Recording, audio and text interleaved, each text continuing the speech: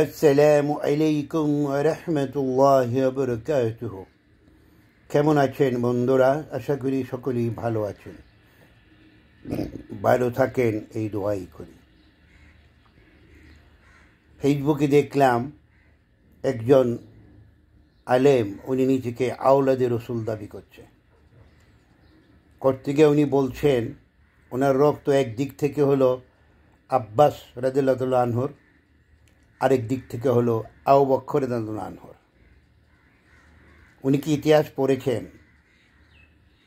আব্বাসিয়ারা কীভাবে নবীজির বংশের উপর অত্যাচার করেছে?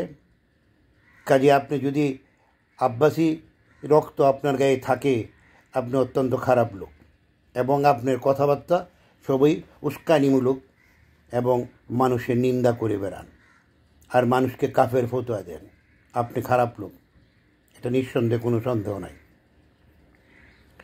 এবার আসি আওলাদ বা রক্তের সম্পর্ক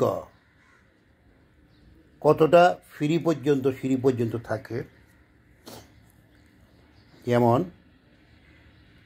আমি, আমার ছেলে আমার আওলাদ, আমার নাতি আমার আওলাদ, নাতির ঘরের ফুতি আমার আওলাদ, ফুতির ঘরের সুতি আমার আওলাদ, সুতির পরে হইল লাই, মানে আর নাই। তখন আর ব্লাডের সাথে কোনো সম্পর্ক থাকবে না। কেন থাকবে না বুঝুন। আমি বিয়ে করেছি, আরেকটা ব্লাড ঢুকেছে। আমার ছেলে বিয়ে করেছে, আরেকটা ব্লাড ঢুকেছে। নাতি বিয়ে করেছে, আরেকটা ব্লাড ঢুকেছে। পুতি বিয়ে করেছে, আরেকটা ব্লাড ঢুকেছে। সুতি বিয়ে করে, তখন আর আমার ব্লাডের সাথে তাদের ব্লাডের মিল থাকবে না। তারা আমার আওলাদ হবে না, আওলাদ না। নতুন করে তারা আওলাদের পরিচয় দিবে। এইগুলো আপনার আওলাদের সম্পর্কে। আওলাদে রসুল, আওলাদ তো তৈরি হয় ছেলের পক্ষ থেকে। তো রসুলের তো কোনো ছেলেই জীবিত ছিলেন না। বংশ হইলেই আওলাদ বলা যাবে না।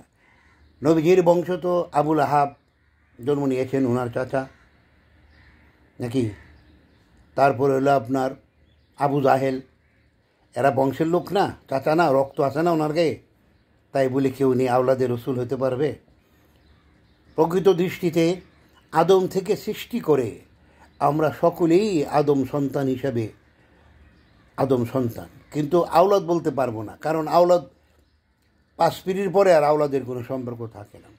এগুলি বলে আমাদের দেশের লোকজনকে, এলেম কালাম জানে না, এরাই কথা বলে মনে করে যে ওনার সেবা করলে, ওনারে টাকা পয়সা দিলে আমি মনে 18 দিন পার হইতে পারবো।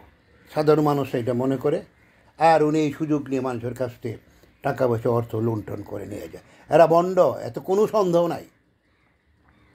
যেখানে নবীজি হযরত মুহাম্মদ সাল্লাল্লাহু আলাইহি ওয়াসাল্লাম স্বয়ং বলেছেন, আল্লাহর পবিত্র কোরআন মজিদে বলেছেন, ফজরের নামাজ শেষ করার সাথে সাথে রিজিকের সন্ধানে বের হয়ে যাও। ওনারা কি করে? সকালবেলা নামাজ কালাম পরে আসন পেতে বসে থাকে, কখন মুরিদ আসবে, ওনাকে কিছু টাকা দিবে, পয়সা দিবে, উনি বসে বসে খাবো। আর নতুবা গাট্টি পুস্কা নিয়ে বের হয়ে যায়, মুরিদের বাড়িতে ঘুরে ঘুরে বেড়ায়। এইভাবেই তারা তাদের জীবিকা অর্জন করে, ভিক্ষা মাঙ্গে। অথচ ভিক্ষা হালাল, আল্লাহর কাছে সবচেয়ে নিকৃষ্ট। কর্ম করার জন্য আল্লাহর রসুল স্বয়ং নিজে কর্ম করেছেন, কর্ম করার নির্দেশ দিয়েছেন। ওনারা কর্ম করবে না। ওনারা ঝাড় ফুঁক দোয়া করে কিছু হাদিয়া নিবে, নিয়ে এসে এটা দেওয়া চলবে। এদেরকে অনুসরণ করবেন না, এদেরকে মাহফিলে দাওয়াত দিবেন না, এদের থেকে দূরে থাকুন, নিজের দিনকে হেফাজত করুন।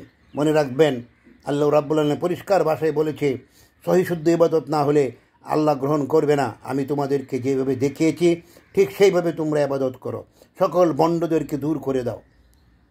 ভণ্ডামি কত প্রকার হতে পারে, আশ্চর্য লাগে। মুখে একটু বাধেও না কথা বলতে এদের। তাই সবাইকে অনুরোধ করব, এদেরকে বয়কট করুন, সহি শুদ্ধ আমল করুন, আল্লাহকে খুশি করুন, নবীকে খুশি করুন, জান্নাত হাসিল করুন। ভিডিওটা দয়া করে লাইক, কমেন্ট, শেয়ার করে দিবেন।